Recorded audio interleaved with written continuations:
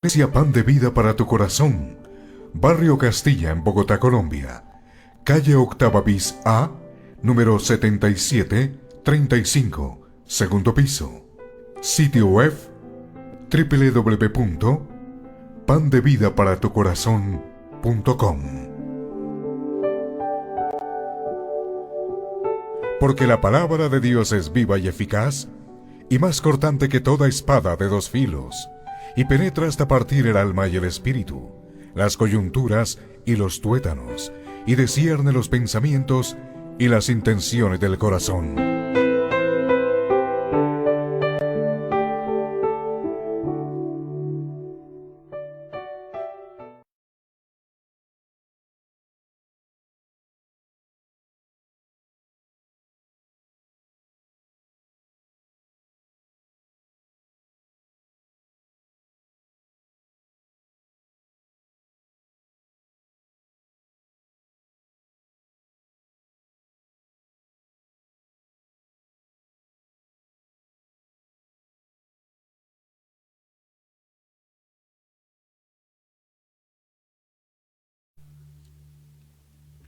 Vamos a tomar una vez más nuestras Biblias en Romanos 11.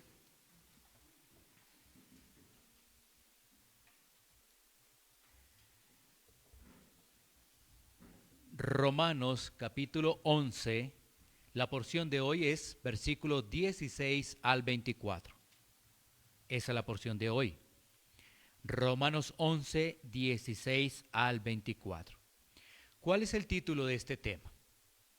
No te ensoberbezcas, sino teme. Ese es el título. No te ensoberbezcas, sino teme. Muy bien, entonces vamos a leer la palabra de Dios. Romanos 11, 16 al 24. Dice así: si las primicias son santas, también lo es la masa restante, y si la raíz es santa, también lo son las ramas. Pues si algunas de las ramas fueron desgajadas y tú, siendo olivo silvestre, has sido injertado en lugar de ellas y has sido hecho participante de la raíz y de la rica savia del olivo. No te jactes contra las ramas, y si te jactas, sabe que no sustentas tú la raíz, sino la raíz a ti. Pues las ramas, dirás, fueron desgajadas para que yo fuese injertado. Bien, por su incredulidad fueron desgajadas, pero tú por la fe estás en pie. No te ensoberbezcas, sino teme. Porque si Dios no perdonó a las ramas naturales, a ti tampoco te perdonará. Mira pues la bondad y la severidad de Dios. La severidad ciertamente para con los que cayeron, pero la bondad para contigo. Si permaneces en esa bondad, pues de otra manera tú también serás cortado. Y aun ellos, si no permanecieren en incredulidad, serán injertados, pues poderoso es Dios para volver a injertar. Porque si tú fuiste cortado del que por naturaleza es olivo silvestre y contra naturaleza fuiste injertado en el buen olivo, ¿cuánto más estos, que son las ramas naturales, serán injertados en su propio olivo? Oremos. Amado Padre Celestial, gracias te damos por tu palabra, por tu consejo, por la sabiduría que allí hay, Señor. Nos gozamos, Señor, en tu consejo, en tu palabra. Y te pedimos, Señor, que este sea un tiempo para cada uno de nosotros en los cuales tú hablas a nuestra vida y somos edificados, Señor. Permítenos, Señor, tomar la debida atención, con temor, con reverencia, Señor. Y permítenos, Señor, anhelar la aplicación, Señor, de este texto, Señor. Padre Santo, Señor, también pedimos, Señor, para que la luz de tu evangelio, Señor, la podamos ver también a través de esta palabra, Señor. Y te pido, Señor, para que no me apartes, Señor, de tu palabra, sino que me concedas tu gracia para explicarla, Señor, en reverencia, en temor.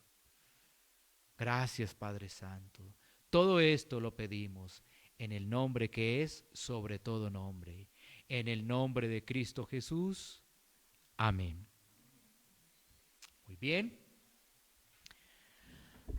Vamos entonces a continuar con esta carta del apóstol Pablo a los romanos. Seguimos en el capítulo 11 y como siempre hacemos una breve introducción de lo que hemos abordado para tener un punto y desarrollar el tema que vamos a presentar en esta mañana en el Día del Señor. Que hemos visto en los primeros versículos del capítulo 11, la pregunta del apóstol Pablo: ¿ha desechado Dios a su pueblo? Y por supuesto, a partir de esa pregunta es la respuesta con argumentos que hace el apóstol Pablo. Y dentro de ello se habla de un remanente, ese remanente escogido por gracia, y cómo también se han endurecido los corazones de los israelitas, pero eso para un propósito. Endurecer los corazones trae un propósito. ¿Cuál es? La salvación a los gentiles. Que esa puerta de salvación a los gentiles esté abierta de acuerdo al llamado que nuestro Señor Jesucristo hizo en Mateo capítulo 28. Recuerda que allí se le mandó a los discípulos compartir el evangelio a todas las naciones. Allí está esa promesa hecha realidad con la salvación a los gentiles. Todo esto, como hemos visto, hace parte del plan perfecto de salvación. Y desde el versículo 13, que lo vimos hace 8 días, el apóstol Pablo se dirige ahora a los gentiles. Después de estar hablando de Israel, hace un llamado, hace una exhortación a los gentiles. Y esta porción bíblica que vamos a presentar sigue la exhortación precisamente a los gentiles. ¿Para qué? Para que no sean soberbios y se crean más que los demás o se crean más que los judíos. Este pasaje lo tenemos en 3 partes. El pasaje de Romanos 11, 16 al 24 en 3 partes. La primera en el versículo 16. Israel y los gentiles en el plan de salvación. La segunda parte la tenemos del versículo 17 al versículo 21, que es la advertencia de Pablo a los gentiles. Versículos 17 al 21. Y la última parte es la bondad y severidad de Dios. Versículos 22 al 24. Rápidamente, Israel y los gentiles en el plan de salvación, primer punto. Segundo punto, la advertencia de Pablo a los gentiles. Y tercer punto, la bondad y severidad de Dios. Así que vamos a volver a leer el versículo 16. Romanos 11, 16 dice: si las primicias son santas, también lo es la masa restante, y si la raíz es santa, también lo son las ramas. El apóstol Pablo ahora emplea una figura literaria. ¿Cuál es? La metáfora. Esa es una figura literaria en ese versículo 16 para poder seguir avanzando y explicando el plan redentivo, el plan de salvación. Ahora, dentro de ese versículo 16, identifiquemos quiénes son las primicias santas y también vamos a identificar las ramas. Bueno, entonces, miremos las primicias santas. El apóstol lo está haciendo referencia. Está hablando o haciendo una alusión a Números, capítulo 15, versículos 17 y 21, donde se hablan de las primicias, ¿no? Es decir, la primera porción de la cosecha que debe ser ofrecida al Señor. Miremos Números 15, 17, 21. Dice la palabra de Dios: también habló Jehová a Moisés diciendo: habla a los hijos de Israel y diles: cuando hayas entrado en la tierra a la cual yo os llevo, cuando comencéis a comer del pan de la tierra, ofreceréis ofrenda a Jehová. De lo primero que amaséis, ofreceréis una torta en ofrenda, como la ofrenda de la era, así la ofreceréis.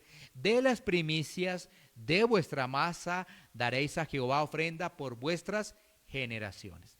Estamos hablando entonces que este pasaje nos hace referencia que cuando los hijos de Israel entraran allí a la tierra prometida, debían entregar o dar esa primicia de esa masa. Y ya vimos que esa primicia tiene que ver con la primera porción de esa cosecha que debe ser ofrecida a el Señor.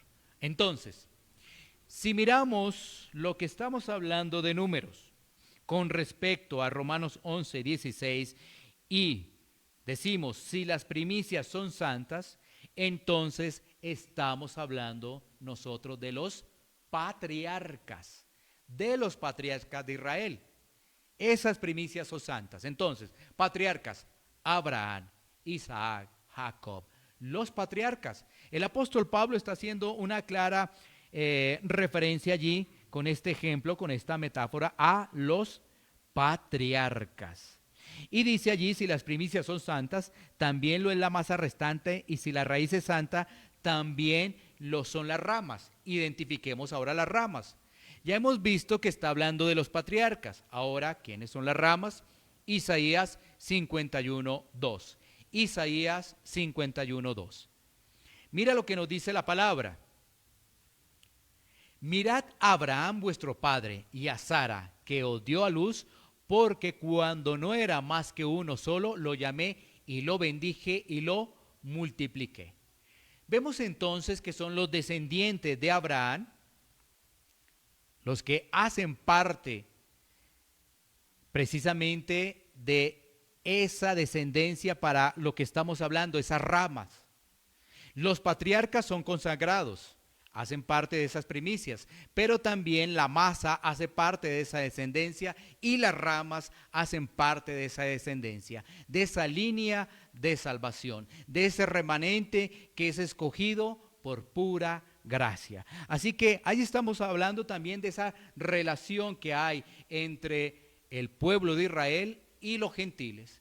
Tenemos allí unas primicias. Como tal, esas primicias son los patriarcas. Y estamos viendo el plan redentivo de salvación, el plan de salvación de Dios. Y dentro de ese plan de salvación, allí vemos que se inicia bajo el pueblo de Israel. No quiere decir anteriormente que no haya habido salvos, no. Pero el apóstol Pablo está hablando de Israel, y si hablamos de Israel tenemos que tomar el nombre de Abraham y su descendencia. Pero dentro de esa descendencia hay unos patriarcas.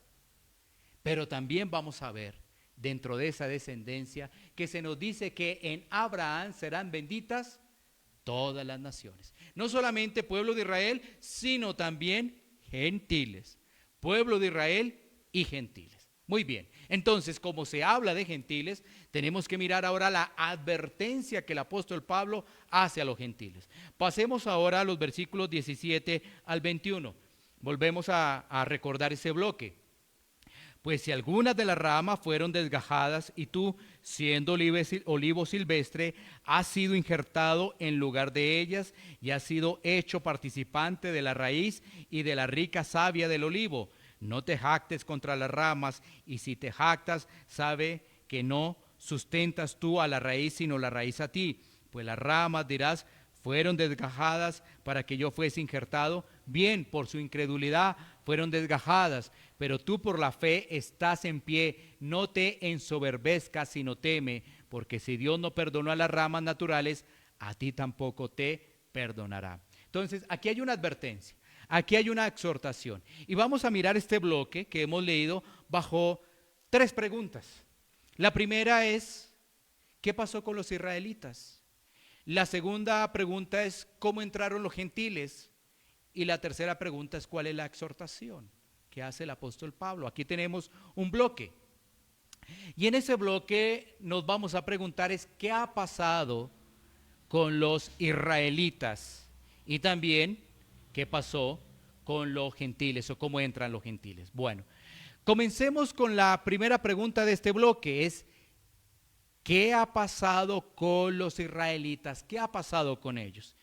Y Jeremías capítulo 5, versículo 10 nos va a ayudar en la respuesta. Jeremías capítulo 5, versículos 10 al 12 nos dice lo siguiente. Jeremías 5, 10 al 12.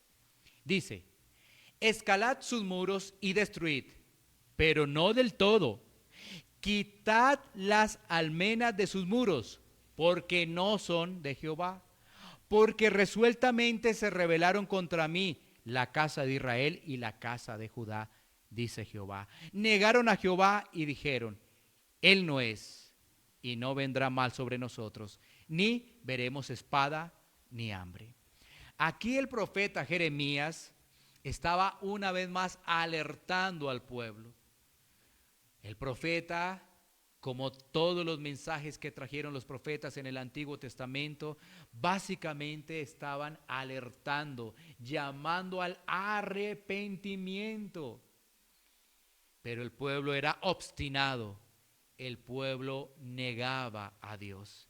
El versículo 10 de Jeremías dice, escalad sus muros y destruid, pero no del todo. Fíjate, no del todo, porque siempre hay un remanente. Siempre el Señor ha permitido un remanente. A pesar de que el pueblo rechazaba con su idolatría a Dios. Decía que creía en Dios, pero su comportamiento era ajeno a la voluntad de Dios. Era un pueblo obstinado en permanecer, en adorar a dioses ajenos, a otro tipo de culturas. El pueblo israelita fácilmente, en la medida que avanzaba el plan de redención, perdió el norte de la adoración y se inclinaron a adorar a otros dioses. Fácilmente. ¿Y qué hacía Dios? Dios les alertaba, Dios les llamaba y Dios por medio del profeta les decía, arrepiéntanse, pero por su corazón duro, por sus oídos tapados, no entendían, no comprendían, no se arrepentían.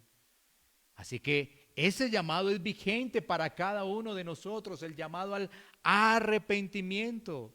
Ahí estamos viendo entonces lo que nos dice el versículo 20 de Romanos 11. ¿Cuál era el problema? La incredulidad. Ese era el problema, incredulidad. Dice el 20, bien por su incredulidad fueron desgajadas. Incredulidad. Cuando estamos hablando de incredulidad, estamos haciendo referencia a una persona que piensa conocer a Dios, pero que realmente no ha sido salvo. Una vez más, quiero decir esto despacio. Piensa conocer a Dios, pero que realmente no ha sido salvo. Eso pasaba con el pueblo de Israel. Estaba convencido que como tenía la ley, ellos eran un grupo, una etnia que estaba completamente asegurado con Dios. Pero su corazón era duro. Y al tener un corazón duro no obedecía a la palabra, más bien añadía cosas a la palabra. Es decir, se creían antes más que Dios porque ellos añadían más cosas antes a la palabra de Dios. Ellos se jactaban de tener el conocimiento de las Escrituras, pero no la aplicaban. Por eso tan importante es, tú recibes la palabra y tú la aplicas. Porque si tú no aplicas la palabra, puedes estar en la misma situación de los israelitas, pensando que conoces a Dios cuando Dios no está en tu vida, Dios todavía no te ha rescatado. En el Antiguo Testamento, los israelitas tenían el conocimiento de la ley de Dios, pero ellos acomodaban la ley a su propio beneficio. Así que el problema de ellos era la incredulidad. ¿Qué pasó con los israelitas? Que muchos de ellos caminaban en incredulidad. Porque la pregunta que nos hicimos es, ¿qué pasó con ellos? Bueno, la respuesta es que muchos de ellos caminaban en incredulidad. Se les advertía, se les decía, pero no atendían el mensaje de Dios. Miremos entonces la segunda pregunta. ¿Cómo entraron los gentiles? Los gentiles son el olivo silvestre. En lo que tú has leído allí del pasaje de Romanos son el olivo silvestre. Esos son los gentiles. Miremos un momento Gálatas capítulo 3, versículo 28 y 29. Gálatas capítulo 3, versículos 28 y 29. Para poder mirar el tema de los gentiles. Dice, ya no hay judío ni griego, no hay esclavo ni libre, no hay varón ni mujer, porque todos vosotros sois uno en Cristo Jesús. Y si vosotros sois de Cristo, ciertamente el linaje de Abraham sois y herederos según la promesa. ¿Cómo entraron los gentiles? Con la promesa, con la fe en Cristo. Y esto nos lleva a entender que la única forma para poder ser salvos no es el conocimiento de la ley, es que Cristo nos haya rescatado. Esto nos va a ayudar a entender un poco más este pasaje, porque vuelvo y digo, los judíos conocían la ley, pero tenían que creer en el que iba a enviar Dios, en el enviado, en el Mesías. No creyeron, lo rechazaron. Entonces, ¿qué pasó con ellos? Había incredulidad en su corazón, había rechazo ante el Mesías, pero ahora entran los gentiles que se denominan en este pasaje como el olivo silvestre, entran por su fe en Cristo y ellos vienen a ser partes de la promesa. Gálatas lo explica claramente, 29, y si vosotros sois de Cristo, ciertamente el linaje de Abraham. ¿Se ves? Un Israel espiritual. Esto nos da más luz. Hay un Israel espiritual conformado por judíos y por gentiles, porque lo estamos viendo que Pablo lo especifica. Entonces, los gentiles entran gracias a Cristo. Ellos antes en la antigüedad no hacían parte de esas promesas. Es decir, nosotros no hacíamos parte de esas promesas, pero por la gracia, por la misericordia de Dios, ahora somos todos unidos en una sola familia, iglesia. Una sola familia, iglesia. Bueno, y miremos también en qué consiste la exhortación de Pablo. Ya hemos visto qué pasó con los judíos y hemos reseñado que hay incredulidad. Ya hemos visto también que esos olivos silvestres son los gentiles y que esos gentiles solamente por la fe en Cristo. Igual que los judíos, que quede claro esto, igual que los judíos. Los judíos pensaban que solamente con la ley, conocimiento de la ley y tratar de cumplir la ley podían ser salvos, pero se dieron cuenta que no. Bueno, su corazón era incrédulo, que no dieron cuenta de ello. Bueno, y ahora pasemos a la exhortación del apóstol Pablo a los gentiles a no vivir en la soberbia. Miremos lo siguiente, los israelitas mostraron soberbia. ¿Con quién? Con los gentiles. ¿Cómo le decían los israelitas a los gentiles? Perros. Así le decían. Era una figura despectiva. Ah, esos de allá, esos perros. ¿Sí? O sea, ellos se creían más que los demás. Y ahora Pablo está diciendo, oye, gentil, no te creas más que los judíos. No cometas el mismo error. No lo hagas. Pero, pues, el apóstol Pablo nos recuerda que debemos vivir es en humildad y no en soberbia. Esa es la exhortación que hace el apóstol Pablo. Miremos primero a los Corintios 15:10. Primero a los Corintios 15:10. El apóstol Pablo dice, pero por la gracia de Dios soy lo que soy, y su gracia no ha sido en vano para conmigo. Antes he trabajado más que todos ellos, pero no yo, sino la gracia de Dios conmigo. Aquí estamos viendo una característica de una persona que ha sido salvada. Y esto nos ayuda para más adelante poder conectar esto con la aplicación. El apóstol Pablo está hablando allí a los receptores de la carta a los Corintios que lo que es él es gracias a Dios. Gracias a Dios. Él no se está jactando absolutamente de nada. Imagínate escuchar hoy en día a personas que dicen, le he compartido a 200,000, le he compartido a 500,000. ¿Por qué te jactas de eso? ¿Por qué? ¿Será que hay soberbia y orgullo en ese corazón? Y lo peor, incredulidad. ¿Por qué nos jactamos de los trabajos que tenemos si el trabajo que tenemos nos lo ha dado Dios? ¿Por qué nos jactamos de la casa que tenemos? ¿Por qué nos jactamos de las cosas que tenemos? ¿Por qué? ¿Cuál? Si todo es de Dios, todo nos lo ha dado Él, por su gracia, su misericordia. Por eso ahí estamos viendo una característica genuina de un hijo de Dios que no se jacta. Por el contrario, toma muy en cuenta lo que dice allí el apóstol Pablo, pero por la gracia de Dios soy lo que soy. Pero ¿qué vemos hoy en día, lamentablemente? Personas que se jactan de sus ministerios y de sus posesiones, sabiendo que todo es de Dios. El apóstol nos recuerda que todo es por gracia. ¿Qué es gracia? Un favor inmerecido, un regalo que no merecíamos. Todo es por gracia. Aún nuestro desayuno, nuestro almuerzo, nuestra cena es por gracia. Eso es un verdadero creyente, el que sabe que todo lo que recibe es por gracia. Pero a veces, como el desayunar, como almorzar, cenar, es algo de rutina, nos olvidamos de ello. Y pensamos que es por nuestro trabajo, pensamos que es por nuestros propios méritos. Pero de lo más simple, de lo más sencillo, todo es por gracia. Todo es por gracia.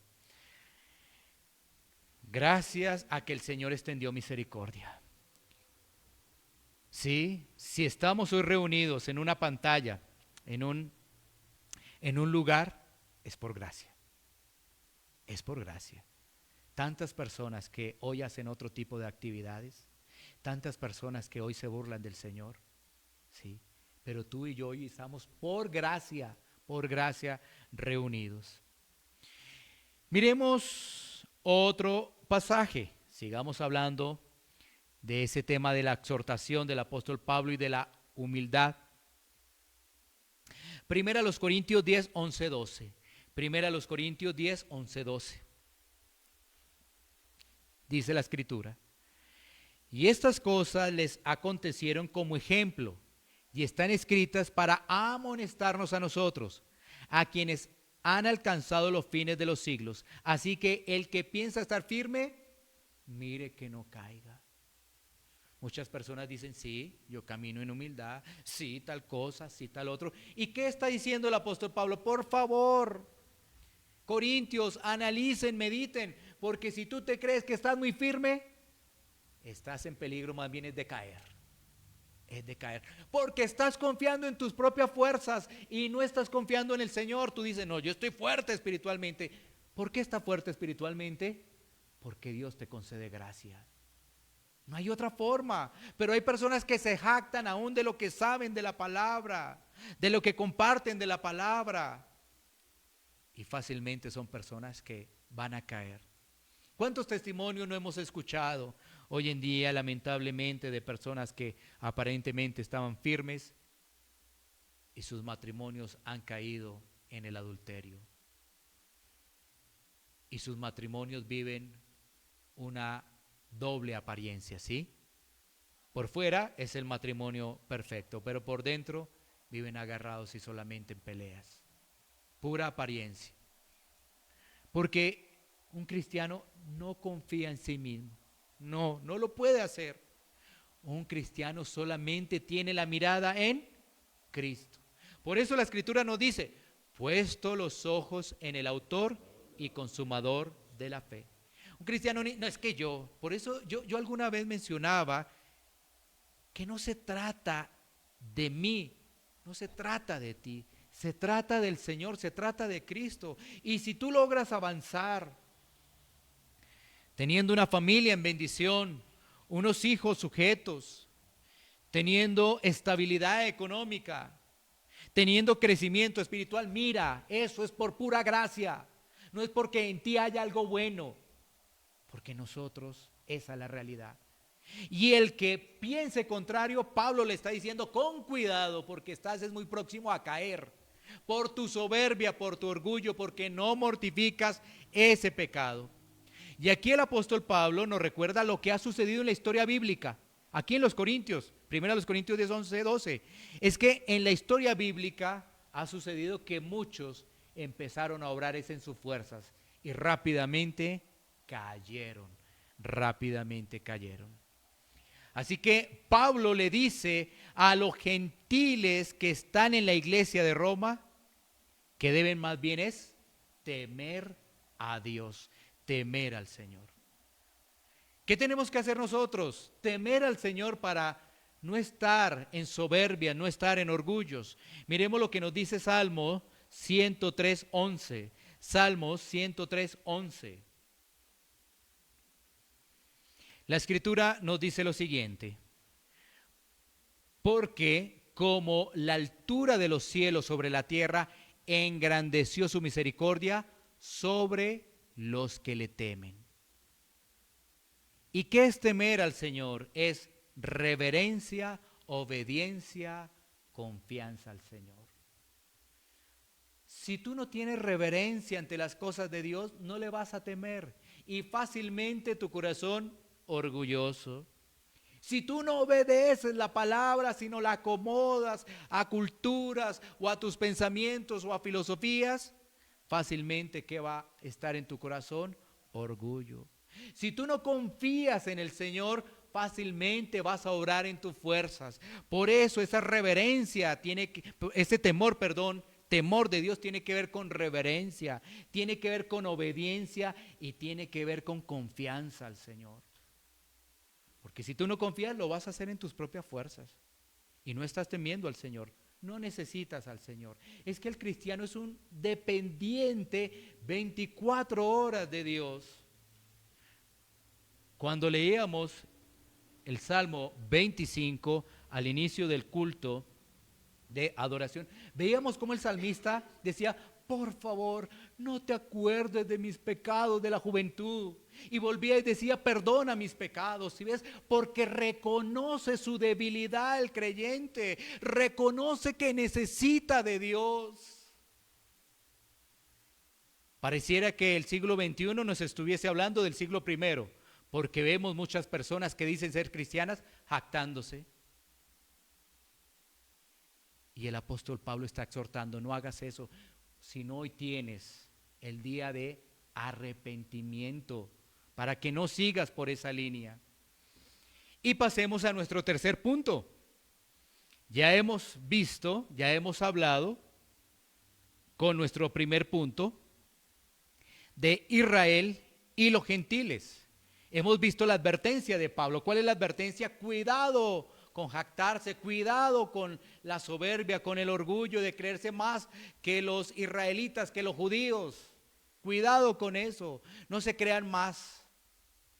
Ahora vemos nuestro tercer punto, que básicamente está haciendo referencia a la bondad y la severidad de Dios. Bondad y severidad de Dios. Versículos 22 al 24. Mira pues la bondad y la severidad de Dios. La severidad ciertamente para con los que cayeron, pero la bondad para contigo si permaneces en esa bondad, pues de otra manera tú también serás cortado. Antes de explicarlo ampliamente, de seguir, permíteme poderte compartir del 22 lo siguiente, porque muchas personas pueden pensar que la salvación se puede perder y algunos pueden anotar este pasaje, pero vale la pena especificar antes de leer el 23 y 24 que los que permanecen son los salvados, pero aquellos que no se arrepienten son los que caen definitivamente. Esto se trata de que nuestro corazón siempre esté llamado al arrepentimiento. Por eso dice ahí, la severidad ciertamente para con los que cayeron. ¿Quiénes son los que cayeron? Los que no se arrepienten, corazón duro. Pero ¿quiénes son los que permanecen? Los que viven en arrepentimiento. Porque no solamente nos arrepentimos una vez, nos arrepentimos de nuestros pecados diarios. Y cuando analizamos, la lista comienza a ser grande. Y cuando la lista es grande nos da vergüenza. Pero entendemos que debemos prepararnos, debemos crecer en santificación progresiva y ahí va realmente nuestro fortalecimiento como hijos de Dios y nuestra seguridad de salvación. Seguridad de salvación. Sigamos leyendo el 23. Y aun ellos, si no permanecieron en incredulidad, serán injertados, pues poderoso es Dios para volverlos a injertar. Porque si tú fuiste cortado del que por naturaleza es olivo silvestre y contra naturaleza fuiste injertado en el buen olivo, cuánto más estos que son las ramas naturales serán injertados en su propio olivo. Esta última sección nos resume lo que hemos abordado. Una persona que permanece en bondad es porque Dios la ha rescatado y sabe que no merecía más que la condenación. ¿Sí? No hay soberbia. No hay jactancia, no hay orgullo, porque o los mortifica, ¿no? Porque esto es algo del ser humano. No estoy diciendo que un creyente no se le sale el orgullo, claro, pero para eso tiene que mortificarlo. Pero estamos viendo a raíz de lo que hemos leído que una persona que permanece en bondad es porque Dios la ha rescatado. Es que su salvación no depende de lo que él esté haciendo, depende de Dios. Es de Dios, porque si Dios está en nuestra vida, ¿qué vamos a hacer? Nos vamos a dar cuenta que nos estamos desviando del camino y estamos teniendo actitudes soberbias, estamos teniendo actitudes orgullosas. Entonces, ¿qué hace Dios? Nos corrige. Nosotros entonces nos arrepentimos, pedimos perdón y seguimos por la línea de la salvación. ¿Sí ves? No nos caemos de la salvación, sino que tenemos corrección. Como somos hijos de Dios, sí vamos a decir, sí nos equivocamos, sí pecamos. Lo que le cuesta al ser humano decir, sí he pecado. Y va a seguir adelante. Miremoslo con este ejemplo de Juan 15:5. Juan 15:5. Dice la escritura, yo soy la vid, vosotros los pámpanos. El que permanece en mí y yo en él, este lleva mucho fruto. Porque separado de mí, nada podéis hacer. Este pasaje nos ayuda a entender lo que es permanecer en el Señor y tener su bondad. Es que si nosotros avanzamos, si nosotros crecemos espiritualmente, si nosotros compartimos la palabra de Dios, si nosotros acudimos a los medios de gracia, es por la misericordia de Dios. Es que separados de Él, nada podemos hacer. Así que Él es el que nos permite estar unidos a Él. Y cuando estamos unidos a Él, vamos a llevar fruto. Vamos a llevar fruto. El falso creyente no podrá permanecer en bondad todo el tiempo. Tarde o temprano, su naturaleza del mundo lo delatará. ¿Sí? Tenemos que tener presente que ese falso creyente está por un tiempo, pero después realmente aparece lo que es. Mira, el creyente debe tener claro algo. Vienen pruebas. Y las pruebas, como vemos en la palabra, lo que va a hacer es afirmarlo cada vez más. Pero el falso creyente, ¿qué va a pasar con las pruebas? Cada vez más lo va a alejar de Dios. ¿Sí? Mientras que al creyente genuino, las pruebas lo van a afirmar más que no es creyente, las pruebas cada vez lo van a alejar es más. El versículo 23 nos está hablando de algo tan hermoso que es precisamente la bondad de Dios al ser injertados nuevamente por medio de Cristo, al hablar del remanente y al hablar de qué, de ese remanente de israelitas que son salvos en creer en Cristo. Dios hace todo. Dios endurece, pero aún ese endurecimiento tiene un propósito y aún dentro de ese propósito hay un remanente. Hay israelitas que creen en Cristo y por creer en Cristo son salvos. Todo tiene un propósito. Y recordar que solamente en Cristo hay salvación. ¿Cómo nos ayudan estos pasajes frente a los diferentes tipos de religión, no? Frente a los musulmanes, aún frente a los mismos judíos, la religión judía y a todo tipo de religiones, nos ayudan a entender que solamente en Cristo hay salvación. Y si tú estás en Cristo, no fue por tus méritos, no fue por tu bondad, no fue porque tú eres buena gente, fue porque Dios le plació soberanamente extender sobre tu vida misericordia. Soberanamente, porque esa salvación es un acto soberano de acuerdo al plan de Dios.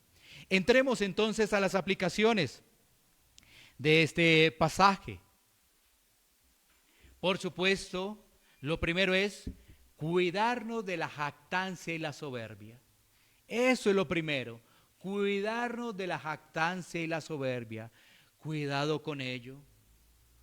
Porque hoy podríamos decir, no, yo estoy seguro en Cristo. Y cuando tú te das cuenta, hay soberbia y jactancia. Y si no mortificas ello, no perteneces al reino de los cielos. Y estás equivocado, pensando que perteneces a Dios cuando todavía Él no te ha rescatado. Tenemos que caminar en humildad y por eso somos llamados al arrepentimiento día a día, día a día. Porque debemos entender lo que hemos hablado los domingos anteriores. El corazón del hombre es engañoso, ¿sí? Y fácilmente el corazón del hombre se desliza a no confesar su pecado, a echarle la culpa de su pecado a otros, a ver el pecado en otros y no en sí mismo. Cuando tú ves más el pecado en otros, tu corazón está creciendo de soberbia y orgullo, porque tú te estás creyendo mejor que los otros. ¿Sí? Por eso el llamado es cuidado con la jactancia y cuidado con la soberbia. Y somos muy dados a eso. Fácilmente vemos a otra persona con actitudes altivas y véalo, ahí está. Pero no nos damos cuenta cómo nosotros nos estamos comportando con los demás. Eso es un síntoma que debemos atacar con la mortificación del pecado. Si nosotros no lo atacamos, es algo delicado. Así que la humildad es algo que caracteriza al creyente. A veces pensamos que como sabemos la teoría de la Biblia, ya no hay ningún problema, somos salvos. ¿Sí? Podemos hablar de cuáles son las doctrinas de la gracia. Podemos hablar de pasajes bíblicos, podemos tener como referencia las historias de las Escrituras y por eso pensamos que ya somos salvos. Es más, muchas de esas personas hasta han enseñado eso. Y entonces hasta yo lo enseño. Yo soy salvo. Pero realmente no dependen del Señor. Es que todo esto es dependencia de Dios, depender de Cristo, saber que sin santidad nadie verá a Dios, tener presente que debemos obedecer la palabra. Ahora, no obedecemos la palabra para ser salvos. La obedecemos es porque somos salvos. Porque somos salvos. y porque si tenemos el Espíritu de Dios podemos avanzar, pero no estamos obedeciendo para ser salvos. No caminamos en santidad para ganar el favor de Dios. Somos santos porque ha llegado el Espíritu Santo a nuestra vida y estamos en ese proceso de crecimiento. Si ves, no hay ninguna jactancia de nosotros. Así que no es por la teoría, no es por la teoría. Realmente debemos tener teoría y práctica para entender que nuestra vida depende del Señor. Teoría y práctica. Así que mucho cuidado con esa jactancia. Mira cómo es el mundo en ese tema de la jactancia. Muchas personas hablan de sus títulos, de su poder, de su dinero. Esas son las conversaciones, ¿sí? De lo que han logrado en el mundo, de cómo han ganado el mundo. Y ahí lo que vemos es pura jactancia. Gloria a Dios si una persona le permiten escalar dentro de su currículo universitario. Gloria a Dios. Pero tú sabes que es muy fácil para uno jactarse, ¿no? Cuando uno le empiezan a preguntar, ¿y qué has hecho? No, he hecho esto, tengo este título, tengo este otro, y eso como que uno empieza, y tengo esto y tengo lo otro. Sí, empieza uno a creerse más que los demás. Y más si hay otro que no ha estudiado nada. Si ves cómo es de engañoso el corazón del ser humano. Y eso es lo que está diciendo Pablo ahí. No te creas más que los judíos. No te creas, no te equivoques. Porque si te crees más, si ves la advertencia, entonces, como tú no eras parte de ese olivo, eras un simple olivo silvestre, entonces Dios te puede desechar. Así que no te creas más que los demás. Pero así actúa el mundo. Y lamentablemente hoy vemos a cristianos así, se jactan. Y no solamente en las cosas del mundo, sino que ahora cuando presentan a un cristiano en una conferencia, entonces todos sus títulos, entonces títulos en las Biblias, cuántas traducciones, cuántas cosas, cuánta otra, ¿y eso para qué? Para que nos aseguremos que es hijo de Dios. Si eso no asegura que es hijo de Dios, sino que muestre gracia, muestre misericordia, porque das de gracia lo que recibiste de gracia. Entonces, si a mí me han dado gracia, yo tengo que mostrar eso. Y tenemos ahora lo mismo que el mundo, en seminarios, en cosas de esas, lamentablemente. Y es algo que debemos atacar. Mira, si nosotros no atacamos la soberbia, la jactancia, el orgullo, estamos en serios problemas, Y el segundo punto de esta aplicación es lo que vimos del apóstol Pablo: el que piense que está firme, mire que no caiga. ¿Sí? Porque uno dice, no, pues yo camino en humildad, así que este mensaje lo he recibido, gloria a Dios, se expuso la palabra, pero esto no es para mí. Es más, hoy no vinieron los que caminan en soberbia, hoy no vinieron. Entonces, no, ¿sabes? El apóstol Pablo es muy categórico al decir que si te crees que estás sobrado, estás en peligro de caer, Así que el que piense que está firme, mire que no caiga. No tomemos la vida cristiana a la ligera. El mundo está tan contaminado que busca estrategias para mezclarse en la iglesia. Y hoy en día, ¿sabes qué? Ya no se habla de la puerta angosta. ¿Sabes qué? ¿De qué se habla? Que la puerta está ancha. Eso se habla hoy en los púlpitos, la puerta está ancha. Pero ¿eso es lo que dice la Escritura? La Escritura nos habla de una puerta angosta. Por eso digo que lamentablemente, al no mirar estos pasajes con detenimiento de lo que hace el orgullo en nuestra vida, pasan las cosas y no analizamos. Y más bien muchos que los que se dicen ser cristianos se están yendo al infierno. Así que ahí están esos dos puntos de aplicación para cada uno de nosotros, porque debemos cuidarnos de ello. Mucho cuidado con la jactancia y el orgullo, con la sobradez, con mirar a las personas por encima de los hombros, con creernos más que porque sabemos más Biblia y el otro no sabe nada. Entonces, no, tengamos esa disposición para poderles hablar y enseñarles. Tengamos misericordia de ellos, como Dios ha extendido misericordia de nosotros. Muchos de nosotros hemos dado tantas vueltas en iglesias. Muchos de nosotros pensábamos que estábamos en el camino adecuado y pensábamos que ya sabíamos y que ya podíamos hablar de Dios.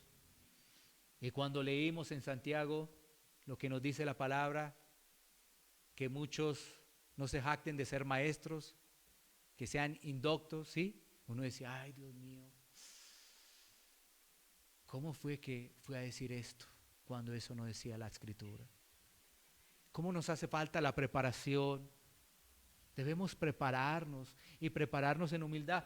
¿Para qué debemos tener conocimiento? ¿Para que ese conocimiento nos tiene más de orgullo? No, sino para que ese conocimiento se vuelva aplicativo y caminemos en humildad. Cada uno de nosotros debemos anhelar crecer en la palabra, crecer en los estudios bíblicos, crecer en los seminarios que hace la iglesia, aún en los sermones. Pero ¿para qué necesitamos eso? Para llevarlo a una aplicación y para caminar en humildad. Pero ¿qué ocurre? Yo me lleno más de conocimiento para destacarme que soy mejor que los demás, más que los demás soy. Y olvidamos que todo lo que somos es por gracia. Desde el simple detalle de tu vestido. Hoy estamos acá todos vestidos. Y ese traje que tú tienes es por gracia del Señor. Es por gracia de Él. Si ves desde lo más simple, debemos ser agradecidos y entender que es el Señor el que está obrando en nuestra vida. Desde lo más pequeño. Si Dios te ha dado una buena casa y una grande casa, ¿sabes qué? Es para que hospedes a los necesitados. ¿O para qué quieres una grande casa? ¿Sí ves?